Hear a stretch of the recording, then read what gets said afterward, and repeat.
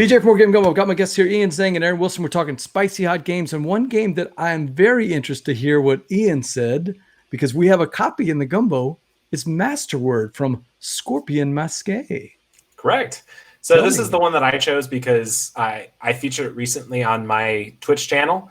I stream every day from noon to around 2 to 3, somewhere in there, every weekday. So it's been a way for me to stay sane because I am unemployed right now. I am working on gravitation stuff. I am doing development work for various companies, and I am streaming because that is what I like doing. And it lets me kind of talk through my ideas and stuff and gives me a routine because, oh my gosh, routine is important when days tend to stretch on.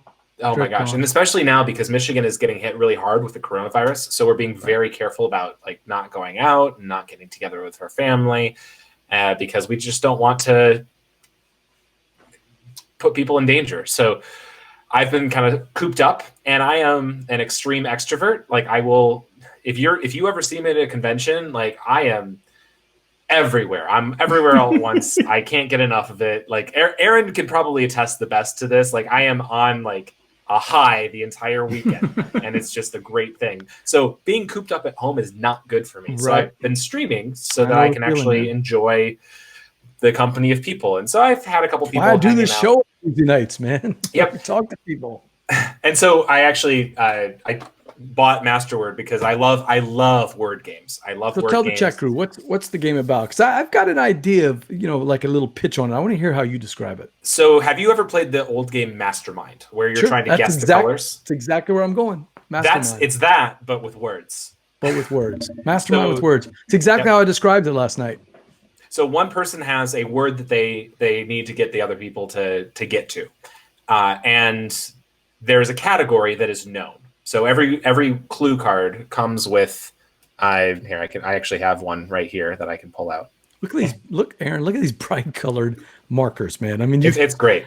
They went with the red scheme in this. This is not really a spoiler because it's in the rule book, but like we have animal. This is the first card. So you know that the card the word that's in this red box underneath here is an animal. And so then you need to write down clues on your cards that will help your team to get to the right answer. And so you might give clues like, does it live in the jungle? Or it lives in the jungle. Or is it swims in the water? Does it know how to swim? Like trying to figure out, narrow things down. What is this thing? And eventually you're going to get to a point, where you have to say, I know this. I think I know it. So you make a guess. But the entire team only gets 3 guesses for the entire game. And they have to go on 3 very specific cards. If you put the correct answer on any other card in the game, you lose. So you see how all on the picture below me, you see where all the white cards, they have like the words on it. But there's a red bordered one at the bottom that says tiger. Right. That's what they're guessing. All the other, if you put the actual word on one of those white bordered cards, you lose immediately. What I love is I guess it's the clue giver. Although what's weird is that the clue giver is not really the clue giver; they're really the clue receiver. You could say that, yes. Yeah, they got to use those little thumbs up. And by the way, I love the graphic design in here. I mean, everything just looks it just fits this game. But they're putting out those thumbs up.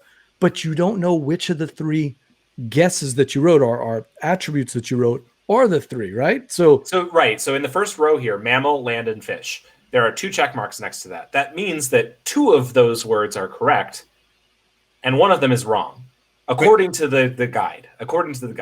Right. And so you don't know which ones those are, though. So you have to kind of suss them out. So, you can kind of see like it's a mammal, it's a land, and a fish. So one of these things is not like the other. So you can probably narrow things down. The guide does get a one-time use ability where they can take one of the thumbs up and put it directly on one of the cards in that row. And that can be done at any time. Right. And so it basically lets the guessers know, like, this word is what I want you to be focusing on. This clue. This clue Ian is wants it. to know, do you think it's good for Codename fans? I think it's sort of got that feel, except it's that one versus everyone. Not versus. I mean, one with everyone. Isn't it completely cooperative? It is completely cooperative. Yeah. So it's more like Codename's Duet than anything. Okay. And I would say that I think it's really good for someone who likes running games, who likes teaching games, because they can be the guide and just be the guide, and that's it. And then Ian, Beth has a serious question. Who are these hypothetical players with the super fancy handwriting? Like, I can tell you that would not be, let me solo this, that would not be my handwriting, that's for sure. Oh my gosh, no, absolutely not. I mean, no. You can barely read my handwriting on a good day. Yeah. So, Ian, I think this is excellent for, your little high school board game group, your little church group, for Thanksgiving and Christmas. This game is coming out. If we have a couple of people over and I need a game for 3 or 4 or 5 or 6 people, Masterword's going to be be out with that one. And if you want to see live playthroughs on my Twitch channel or YouTube channel, it's the same thing. Zangzabar.